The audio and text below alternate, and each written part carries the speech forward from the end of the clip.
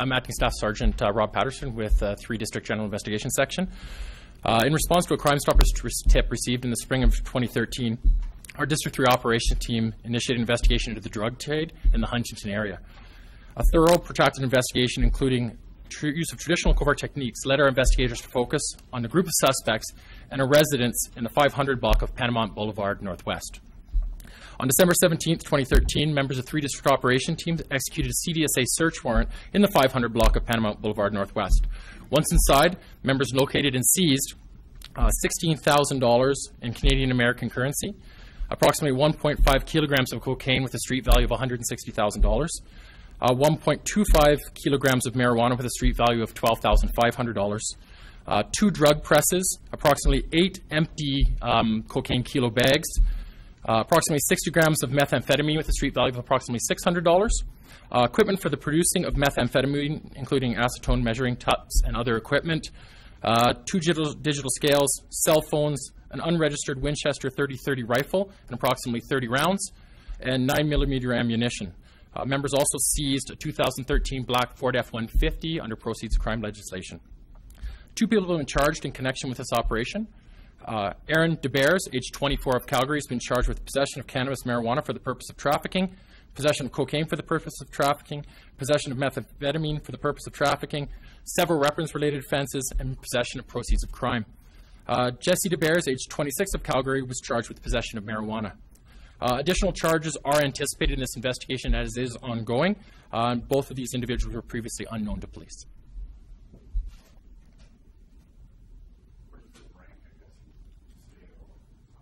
It's pretty significant. It's not common, even in a city the size of Calgary, that we recover entire bricks of cocaine, kilogram of bricks of cocaine. So we feel that the operation, that this was not a front-level dealer, that this was probably a mid-level operation where they were either processing or transferring drugs from one location to another, or processing to pass on to sale. You said you started the operation in Huntington and then you ended up in Panorama. Can you expand on what led you to link this? I can't go into great details on that right now. It's still actually an ongoing investigation that we have. All I can say is that there were the information that we gathered through our investigation ended up leading to this residence. Are the 2 individuals brothers? Yes, they are. They're brothers.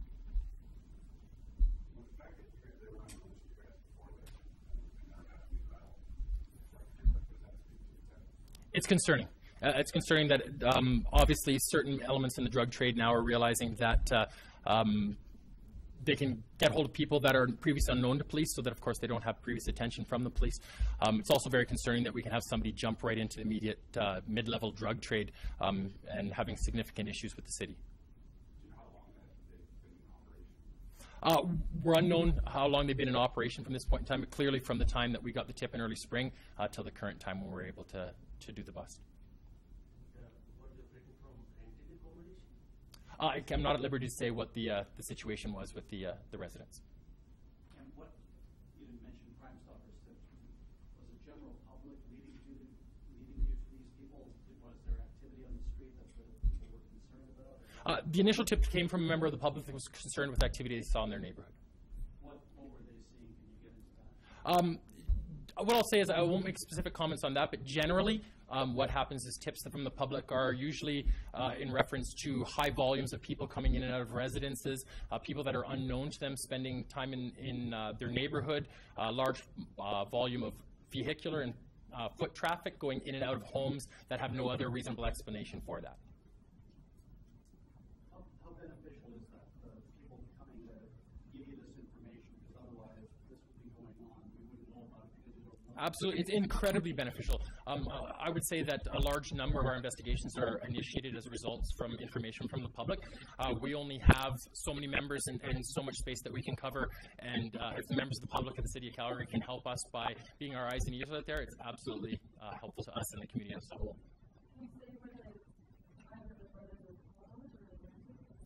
No, I can't speak to that right now. The home that is involved, though, we did involve city inspectors and Alberta Health Services, and we're also continuing an investigation into whether or not, based on the fact that there was drugs being processed in the home, whether it's safe residence anymore. I confirm that one was in custody up to the weekend. The other one was released on a promise to appear.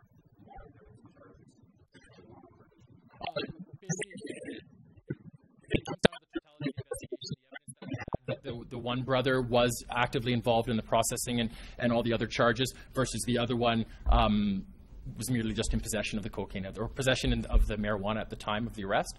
So it's basically just based on all the evidence that was gathered throughout the investigation. Jesse was released, and the one that was ended up being in custody as of the weekend was Aaron.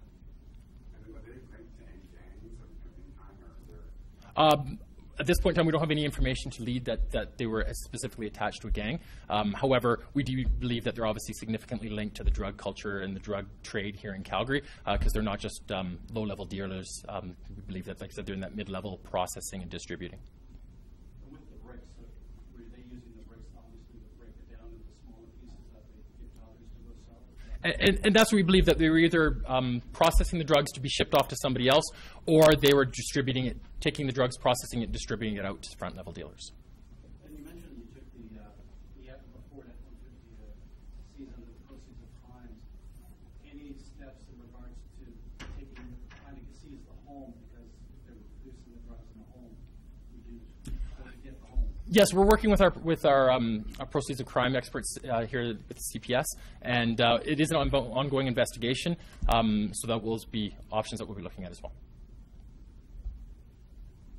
Anything else, guys? Is it concerning to you that they had these firearms or possession of this firearm? Always. It's always concerning that they have possession of firearms.